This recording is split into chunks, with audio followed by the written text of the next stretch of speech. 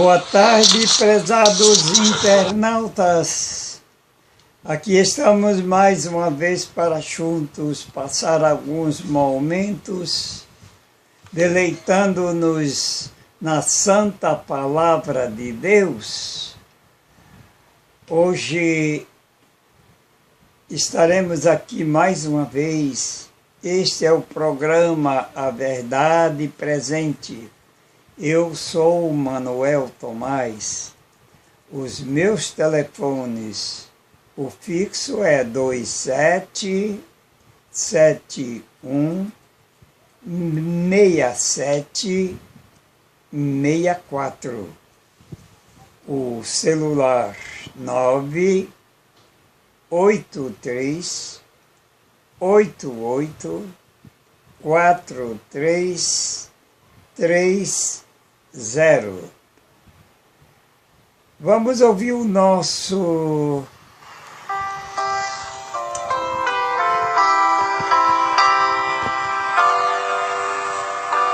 coral.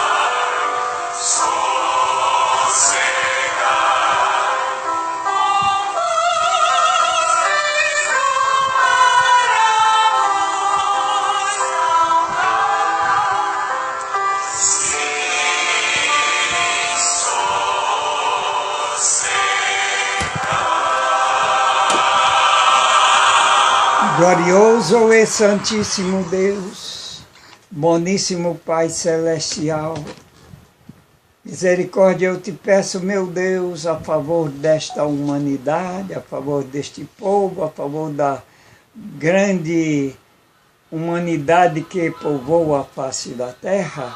Dá-nos a tua direção para que possamos desfrutar das tuas bênçãos nesta vida e na eternidade.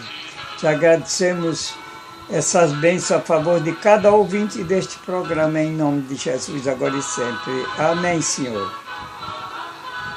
Nós estamos dando hoje continuidade a lhes falar, baseado no tema Deus quem? Deus quem? Nós vivemos num tempo em que existe tantos enganos, tantos aparentes benefícios, que Jesus nos diz em Mateus capítulo 24, verso 24, que se possível fosse, enganariam até os próprios escolhidos.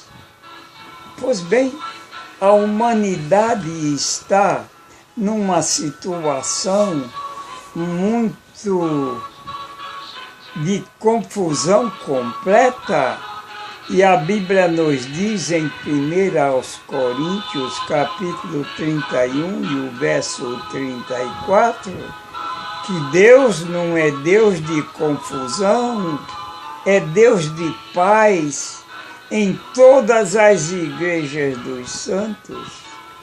Ele determinou que deveríamos, ao comer, ao beber, ao proceder, devemos fazer tudo para a honra e glória do nome de Deus, fazer tudo com decência e com ordem, como está escrito em 1 aos Coríntios, capítulo 31 e verso 40. Pois bem, e todo trato de tudo que se diz ou se faz deve ser baseado no ensinamento da palavra de Deus, que nos diz que deve ser sim, sim, não, não. Porque o que passa disso é do maligno, é de procedência maligna. Mateus capítulo 5, verso 37. Mateus capítulo 5, verso 37. Nesta realidade deve incluir-se até nossos próprios pensamentos, isto em tudo que se relacione ao que se faça, ao que se pense e em todo o procedimento. Tudo deve estar baseado neste ensinamento de Cristo? Sim, sim, não, não. O apóstolo João foi dada a visão. Ele nos diz, no livro de Apocalipse, ele nos diz o seguinte: depois destas coisas olhei, e eis, não somente uma porta aberta no céu, como também a primeira voz que ouvi, como trombeta, falar comigo, dizendo: sobe para aqui, e te mostrarei o que deve acontecer depois destas coisas. E vi ao redor do trono há também 24 anciões, assentados neles 24 anciões vestidos de branco, em cuja cabeça estão coroas de ouro.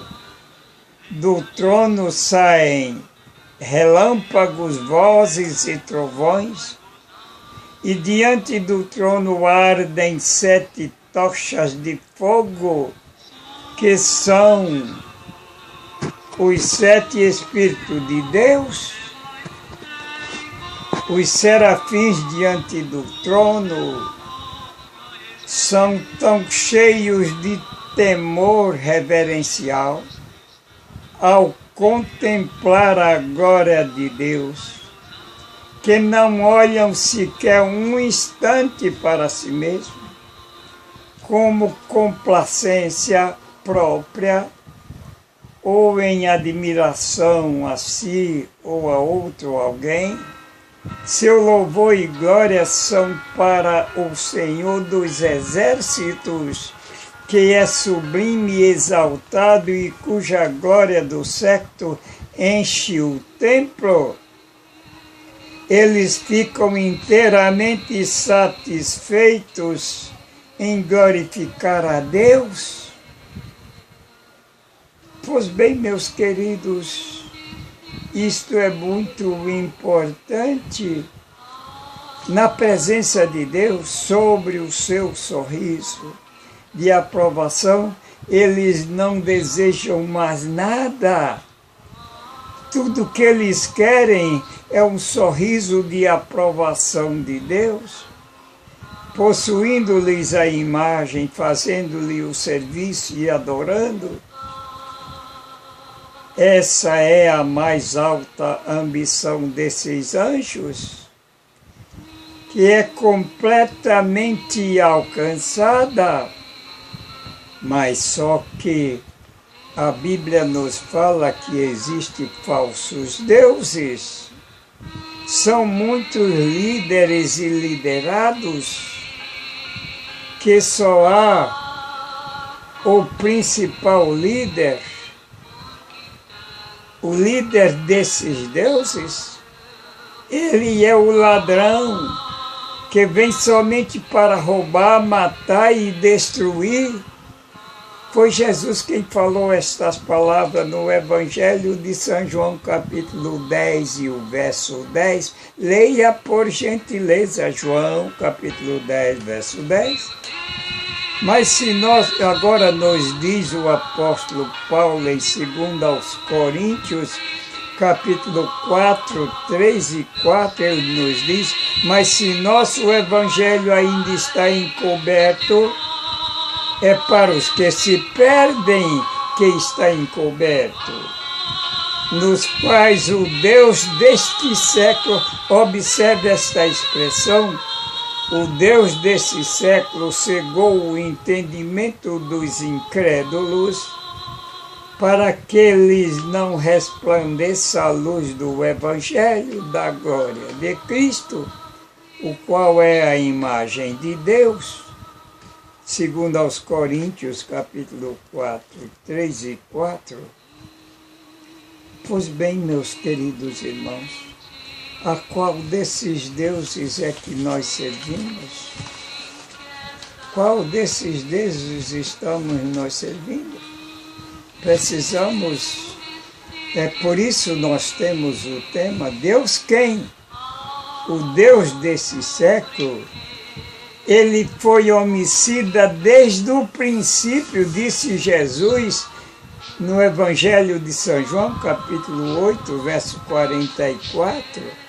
Ele foi homicida desde o princípio e jamais se firmou na verdade, porque nele não há verdade. O Deus desse século, Jesus disse que é o diabo. É o mentor da mentira, é o pai da mentira e dos mentirosos. Pois bem, houve um tempo em que Satanás andou em comunhão com Deus. Jesus Cristo e os santos anjos eram grandemente exaltados no céu, irradiante na luz e glória que vinha do Pai e do Filho. Mas, porém, esse Deus deste século, que é Satanás, tornou-se desleal e perdeu sua elevada e santa posição como querubim cobridor. Esse querubim cobridor era Satanás, tornou-se um antagonista de Deus, Antagonista é aquele que está na contramão, é contraposição, um apóstata e foi excluído do céu. Convocou todos os poderes do mal para cerrar fileiras em torno do seu estandarte, a fim de formarem uma desesperada confederação maligna para coligar-se contra o Deus do céu, o Deus Criador, a quem eu sirvo. E por isso nós perguntamos, Deus quem? Faça uma autoanálise, qual o Deus que você está servindo? Porque a Bíblia nos fala do Deus deste século, em 2 Coríntios, capítulo 4, verso 3 e 4. Esta confederação maltratou e matou a Cristo e também a todos os seus apóstolos, com exceção de um, João, que morreu de morte natural. Os demais todos foram martirizados, uns com a cabeça cortada, outros esfolados, outros apedrejados, e desta forma milhares de cristãos foram trucidados barbaramente pela Roma pagã e pela Roma papal. Os cristãos mortos eram sementes plantadas na boa terra, como nos diz Mateus capítulo 13, verso 8. Matavam um e surgiam mil. O Deus desse século mudou sua tática. A grande pútrida fonte do mal tem estado a fluir continuamente por meio da sociedade humana, embora incapaz de expulsar Deus de seu trono, Satanás o tem acusado com atributos satânicos e reivindicado como seus os atributos de Deus. E por isso ele criou muitas religiões que estão aí enganando as pessoas, e no final das contas toda a humanidade estará assinalada, uns com o sinal de Deus, que é o Santo Sábado, e a grande maioria com o sinal da besta, que é o domingo, por meio da astúcia da serpente, como nos diz em Apocalipse, capítulo 20, verso 2, por meio de suas tortuosas práticas, tem atraído a si a homenagem que seres humanos deveriam prestar a Deus, tem estabelecido um satânico trônico entre os adoradores humanos e os adoradores do Pai Divino. Pois bem, mas no final das contas serão baldados todos os esforços de Satanás para destruir pela violência a Igreja de Cristo. Milhares que foram aprisionados, mortos, eles vão ressuscitar, enquanto Satanás e seus adeptos serão destruídos. Pois bem, temos uma grande e importante questão a decidir em nossas vidas, e uma dura realidade. Em que consiste esta dura realidade? Quem comete pecado é do diabo. Está escrito em 1 João capítulo 3, verso 8. Quem comete pecado é do diabo, porque o diabo peca desde o princípio. Evangelho, primeira carta de João, capítulo 3, verso 8. Eu peço também que leiam João 8, verso 44. Mas o que é pecado? Na Bíblia não há engano, e nos diz na primeira carta de João, capítulo 3, verso 4, pecado é transgressão da lei de Deus. Que lei de Deus é esta? Aquela que está escrita em Êxodo, capítulo 20, verso 3 ao verso 17. O Deus desse século muda de tática. Depois de longos e tenazes conflitos, poucos fiéis decidiram a dissolver toda a união com a igreja apóstata. E ela ainda continua na sua rebeldia, na sua falsidade, na sua idolatria. Com o passar do tempo surgiu Lutero e com ele as igrejas protestantes, hoje denominadas evangélicas, uma compilação onde se admitiu uma mudança generalizada na pregação do Evangelho, nos louvores, nas atitudes administrativas, e a justificativa é: por se multiplicar a iniquidade, o amor de quase todos se esfriou ou se esfriará. Mateus 24, verso 12. É impossível descrever o horror e o desprezo dos que pisaram os santos mandamentos de Deus. Os inimigos de Deus são inimigos de sua santa lei, e os inimigos da lei de Deus, desde o ministro até o menor deles, têm nova concepção da verdade e do dever quando Jesus voltar. Demasiado tarde veem que o sábado do quarto mandamento é o selo do Deus vivo. Tarde demais veem a verdadeira natureza de seu sábado espúrio, que é o primeiro dia da semana, e o fundamento do mesmo sobre o qual estiveram a construir. Tarde demais acham que estiveram a combater contra Deus, mas não tem mais graça, não tem mais salvação.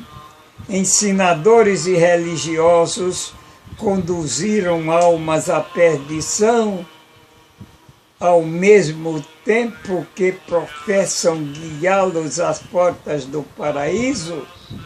Antes do dia do ajuste final de contas, não se conhecerá quão grande é a sua responsabilidade dos homens no mistério sagrado, e quão terríveis são os resultados de sua infidelidade. Somente na eternidade poderemos com acerto avaliar a perda de uma única alma por causa dos enganos dos homens, e quão terríveis são, com o acerto, avaliar a perda de uma única alma. Terrível será a condenação daqueles a quem Deus disser: retirai-vos, maus servos. A voz de Deus é ouvida no céu declarando o dia e a hora da vinda de Jesus e estabelecendo um concerto eterno com o seu povo. Eu gostaria muito que todos entendessem esse assunto, como seria importante estarmos na eternidade e lembrar destes momentos, desta palestra que estamos trazendo ao ar neste momento. Aquele que é para os transgressores de sua lei um fogo devorador, como está escrito na Bíblia, é para o seu povo um seguro pavilhão. O ministro que sacrificava a verdade a fim de alcançar o favor dos homens, recebe agora o caráter e a influência de seus ensinos.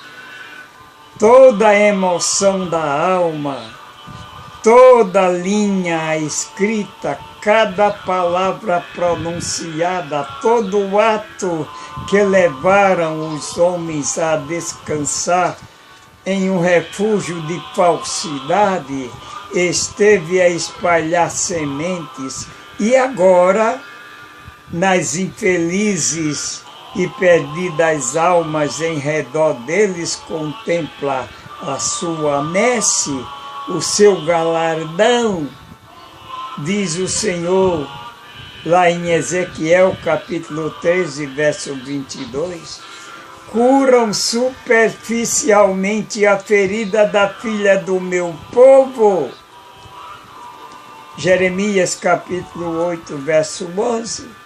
Levianamente dizendo paz, paz, quando não existe paz.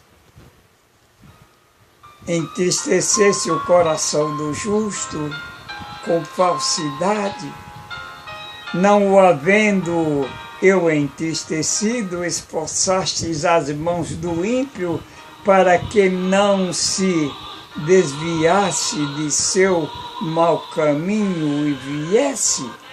Ezequiel 13, 22.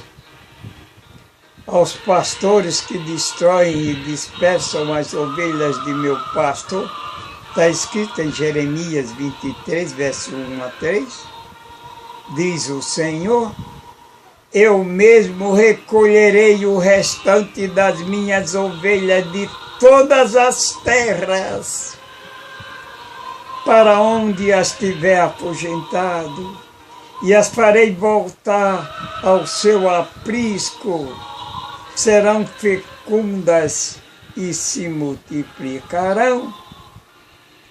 Mas agora, por outro lado, o povo vê que foi iludido. Um acusa o outro de o ter levado à destruição. Todos, porém, se unem em acumular suas mais amargas condenações contra os seus ministros. Pastores infiéis profetizaram coisas agradáveis, levaram os ouvintes a anular a lei de Deus e a perseguir os que queriam a santificar. Agora, em seu desespero, esses ensinadores confessam perante o mundo sua obra de engano. As multidões estão cheias de pavor e gritam, estamos perdidos! Eles exclamam, e vós sois a causa de nossa ruína. E volta-se contra os falsos pastores, aqueles mesmos que mais os admiravam, pronunciarão as mais terríveis maldições sobre eles. As mesmas mãos que os coroavam de lauréis levantar-se-ão para destruí-los. As espadas que deveriam matar o povo de Deus são agora empregadas para exterminar os seus inimigos por toda parte, e a contenda e morticínio até exterminarem-se todos. Chegará o estrondo até as extremidades da terra, porque o Senhor tem contenda contra as nações, entrará em juízo com toda a carne, os ímpios entregará a espada. Jeremias capítulo 25, verso 31, ponto final. Para o Deus desse século e seus adoradores, terminou a oportunidade de engano e falsidade. Oh, prezados ouvintes, convém aderir à verdade enquanto há tempo de graça. Não sabemos quanto tempo nos resta, sabemos que logo, logo Jesus voltará. E eu quero convidar você e seus amigos para estarem comigo no próximo sábado ali no Éden, a Rua Maria das Dores de Andrada, número 141, e ali estarei falando sobre a volta de Jesus. Que Deus nos dê a oportunidade de juntos estarmos ali para aprender a grandeza de Deus e a sua infinita misericórdia. É meu desejo, é também a minha oração a favor de você, prezado ouvinte, a favor de todas as pessoas que, na realidade, estão me ouvindo nesta tarde.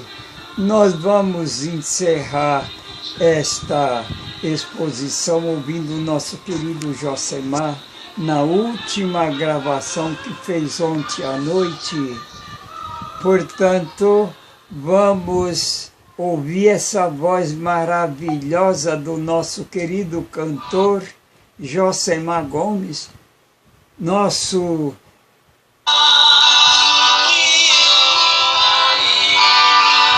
observe que maravilha.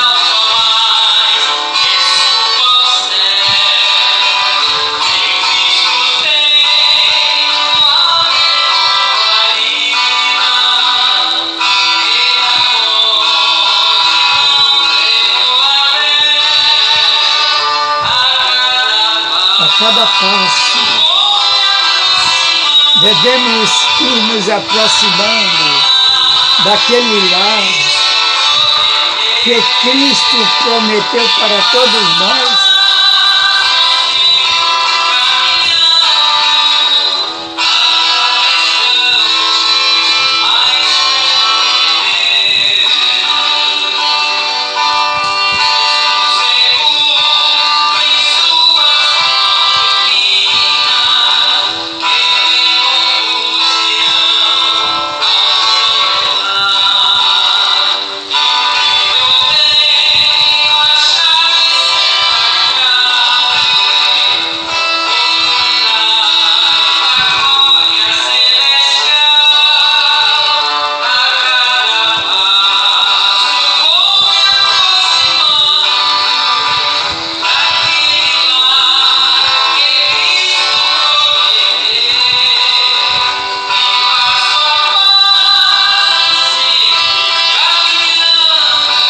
Meus queridos ouvintes, cada passo nosso deve ser em torno da verdade, deve ser em busca da salvação eterna.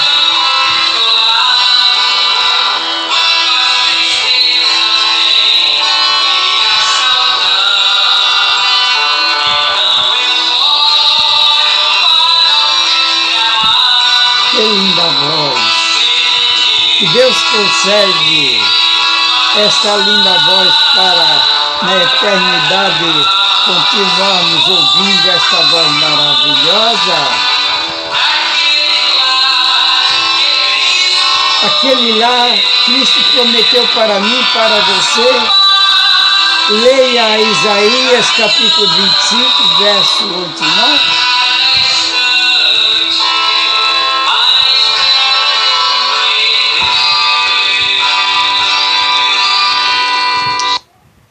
Amém. Glorioso e santíssimo Deus, santíssimo Pai Celestial, dá-nos, Senhor, a felicidade de estarmos contigo na eternidade, ali aonde havemos de juntos aprender de Ti unicamente, que só tens verdade para nos ensinar. Que nesta vida deixemos a mentira de lado e nos aproximemos da Tua santa verdade. No doce nome de Jesus eu te agradeço essas bênçãos por perdão dos nossos pecados, agora e sempre. Amém, Senhor. Vamos ouvir o nosso fixo para a conclusão do nosso programa desta tarde. A verdade impopular esclarece qual foco de luz. A verdade impopular que esclarece qual foco de luz é a verdade presente que faz-nos contente amar e servir a Jesus.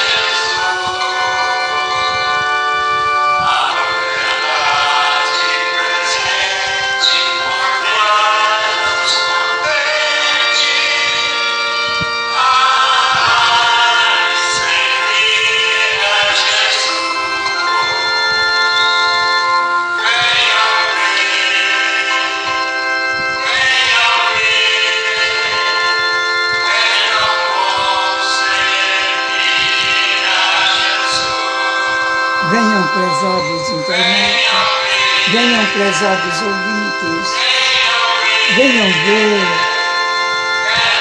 É tão bom viver em sua luz.